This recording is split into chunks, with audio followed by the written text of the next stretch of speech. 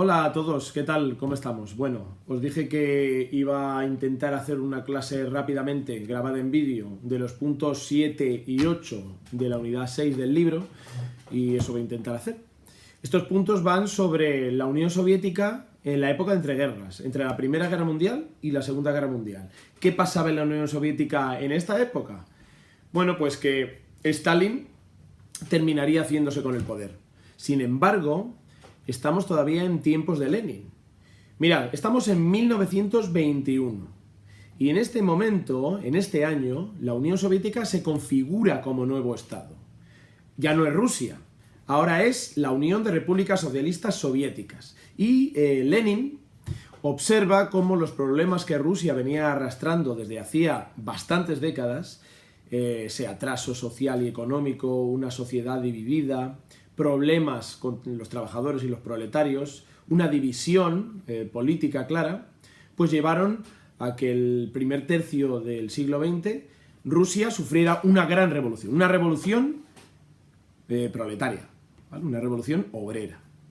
Bueno, esa revolución obrera triunfó y en el año 1921, con el comunismo triunfando en el Estado, pues Lenin se convertiría en el nuevo líder.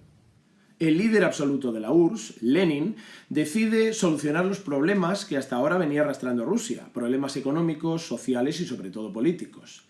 Para empezar a solucionarlos, él desarrolló un sistema de medidas económicas llamado la Nueva Política Económica o The New Economic Policy. Esta New Economic Policy se basaría en una especie de sistema mixto o híbrido entre el capitalismo y el comunismo. Es decir, algo con lo que no comulgan del todo los comunistas. Abrir la economía y permitir la ley de la oferta y la demanda. Abrir negocios privados, etc. Por ejemplo, los campesinos fueron permitidos sacar adelante sus negocios y sus huertas y sus campos. Se permitió también el comercio libre a esos campesinos para vender sus productos. Y luego, por último, a las pequeñas y medianas empresas se las permitió existir y progresar.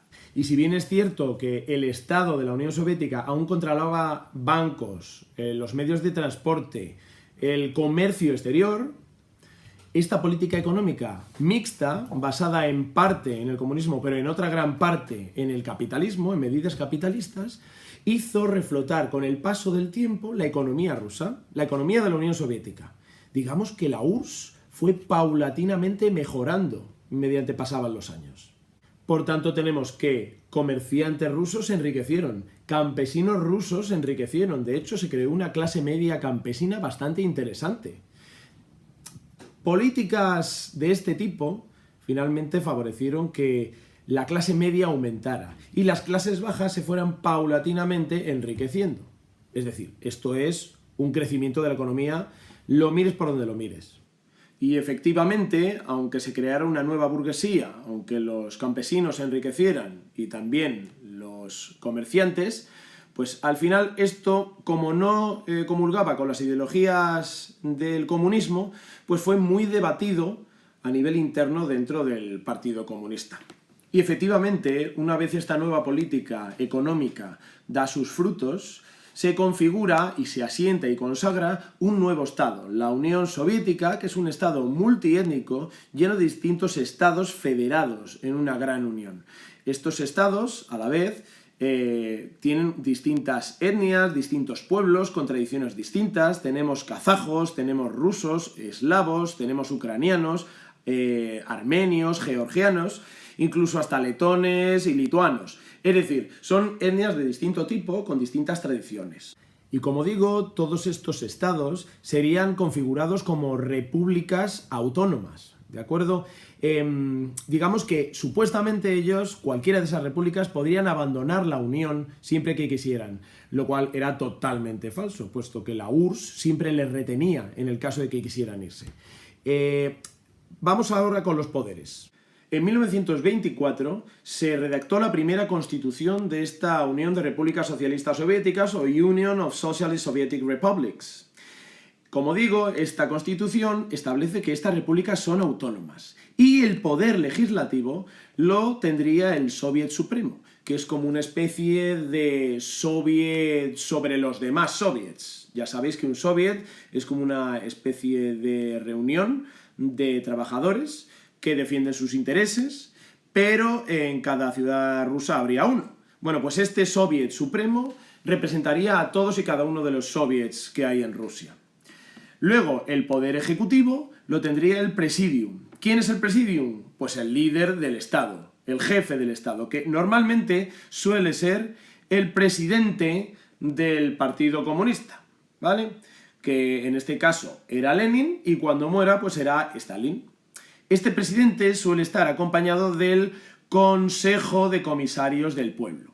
El Consejo de Comisarios del Pueblo es como el equipo de ministros, que está al lado del presidente, del Presidium. En definitiva, es una estructura ligeramente compleja, pero se divide, como digo, en poder legislativo, al Soviet Supremo, que es el que debate qué leyes se proponen.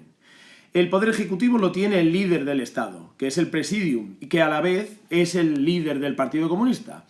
Y luego hay un Consejo de Ministros que se llama el Consejo de Comisarios del Pueblo.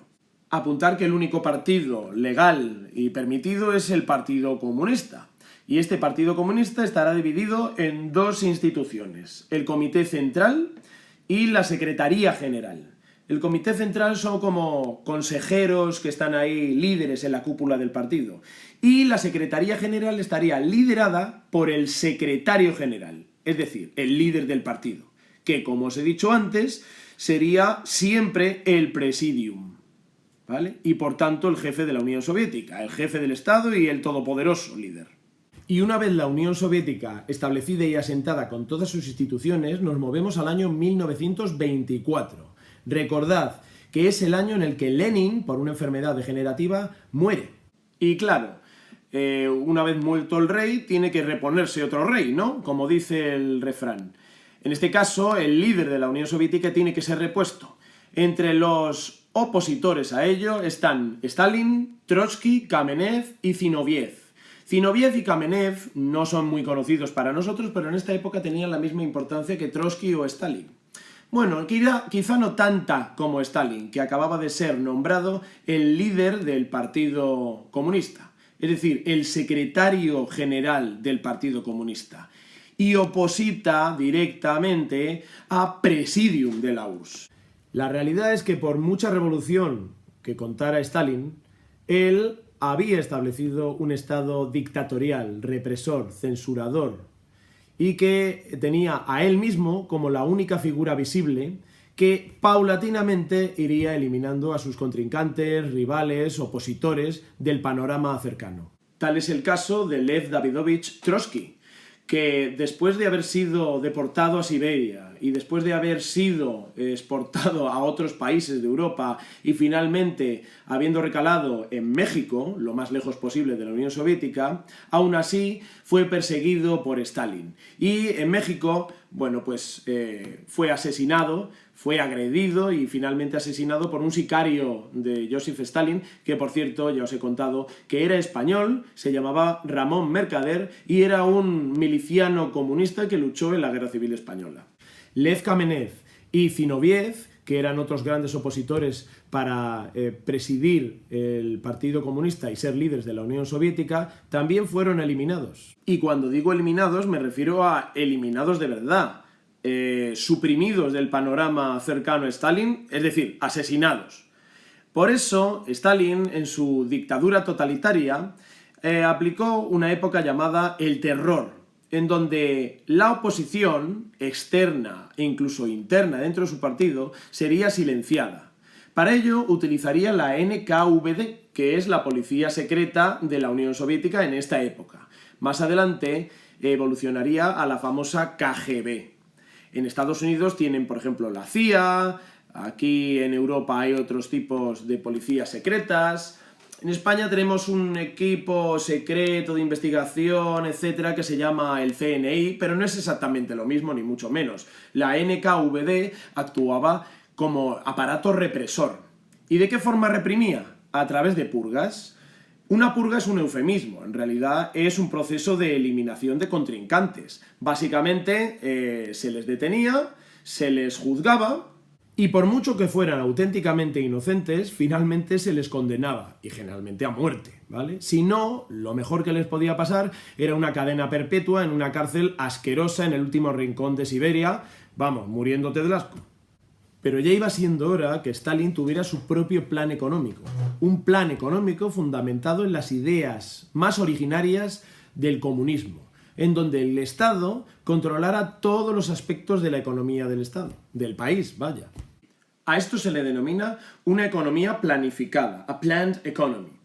Pero esto es un concepto general, muy genérico. En concreto, el plan que aplicaría Stalin se le llamaría el plan quinquenal o the five-year plan. Es decir, un plan económico en varias fases aplicadas cada 5 años. Y estos planes se aplicarían a lo largo de 15 años. Es decir, habría 3 planes quinquenales, 3 five-year plan. ¿Y en qué consistían estos planes? Bueno, pues básicamente en controlar absolutamente la producción industrial, contratando a trabajadores, distribuyéndolos, controlando cuánta sería la producción industrial, a qué precio se pondría y el salario de los trabajadores. Lo mismo ocurriría con la agricultura, creando granjas comunales en donde una serie de agricultores pues cultivarían los productos necesarios o precisos. Estos agricultores recibirían un salario y estos productos obtendrían un precio controlado desde el Estado. Y además, el comercio no sería libre para nada, porque no existirían las empresas privadas. Este comercio estaría dirigido y el principal beneficiario sería el Estado. Por tanto, aquí lo que tenemos es una economía planificada, planeada. En el caso del ejército y en el caso de la agricultura, bueno, pues el objetivo de Stalin era que hubiera una autosuficiencia. No depender de otros países para importar materias primas o obtener recursos, sino que militarmente pues fuera un país poderoso y autosuficiente con su propia industria militar y que en lo respectivo a la agricultura pues pudiera producir sus propios productos para que en el caso de que hubiera necesariamente que aplicar una autarquía, un cerramiento en el Estado, su agricultura pueda surtir de alimentos a todos y cada uno de los habitantes de la Unión Soviética. Como estáis pensando, como podéis imaginaros, esto es demasiado utópico. Aunque por muy utópico que os parezca, finalmente surtió efecto. Pero ojo, que esto tiene truco. Una autarquía en donde todo lo que produzcas lo va a consumir la gente de tu estado y todo lo que la gente de tu estado, de tu nación, consuma es lo que se produce en el estado, esto únicamente puede funcionar si previamente hay fuerza de por medio, es decir, obligación, es decir, autoritarismo, es decir, una dictadura, o si no, represión. Vamos, que por la fuerza se obligó a los trabajadores a trabajar mucho más tiempo de lo debido y a cobrar mucho menos de lo merecido. Como digo, estos planes quinquenales fueron aplicados en 3 fases y terminaron convirtiendo 15 años después a la Unión Soviética en la segunda potencia económica del mundo. Pero como digo, esto lleva truco. Y el truco es el sacrificio que de por medio se ha llevado de mucha parte de la población rusa, que está sufriendo censura, sufriendo represión y trabajos forzosos, obligados, con una poca repercusión económica. Pero, ¿qué ocurre con aquellos campesinos que habían ganado su fortuna con la nueva política económica de Lenin en 1921?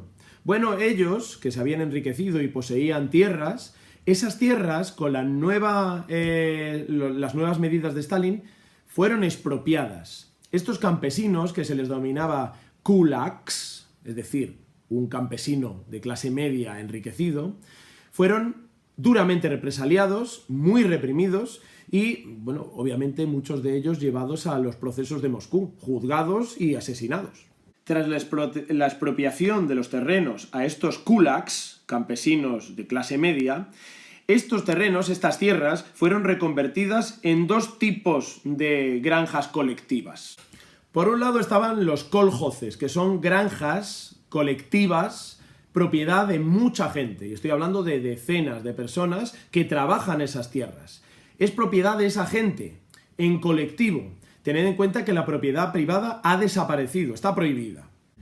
Por otro lado, tenemos los sovjozes, que son granjas que son propiedad del Estado. El Estado es el propietario, pero que pone a disposición de una serie de campesinos, decenas también, a quienes contratan con salario para trabajar esas tierras. La idea de Stalin realmente es que con este tipo de granjas, los kolhozes y los sovjozes, le sería más fácil aplicar una tecnología más moderna agrícola. Esa tecnología sería aplicada en el campo a través de estos dos tipos de granjas por orden de Stalin, que es el propietario del Estado y el propietario de las granjas, por supuesto. Entonces, realmente esta tecnología fue aplicada. La Unión Soviética fue avanzando en investigación y desarrollo al respecto y se colocó como en el segundo mayor productor agrícola del mundo en esta época. Y, por supuesto, empezó poco a poco, paulatinamente, a llegar a la segunda posición como potencia mundial, es decir, la segunda potencia mundial económica. Pero los planes quinquenales de Stalin también incluían producción industrial, no solamente estaban dedicados al campo y a la agricultura. Y aquí incluimos la producción de carbón, la producción eléctrica, la producción de petróleo. Doblaron, e incluso en momentos triplicaron la producción. Además, mediante la propaganda, fomentaban el trabajo, alentaban al trabajo. Digamos que incitaban a la población a trabajar más. Digamos que se presionó para que trabajaran más horas, con mayor intensidad. La realidad es que fueron muchos de ellos tratados como esclavos prácticamente. Fueron forzados a trabajos mucho más duraderos, mucho más alargados en la jornada laboral y mucho peor repercutidos económicamente, por supuesto.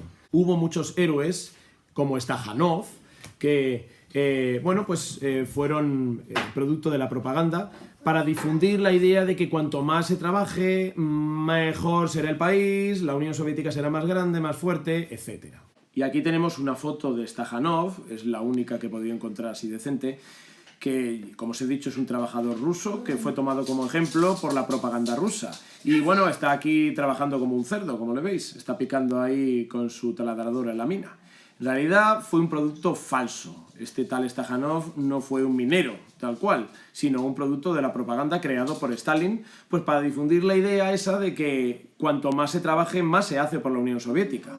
La realidad es que estos planes quinquenales de Five-Year Plan de Stalin, aplicados al complejo industrial, fueron realmente un éxito.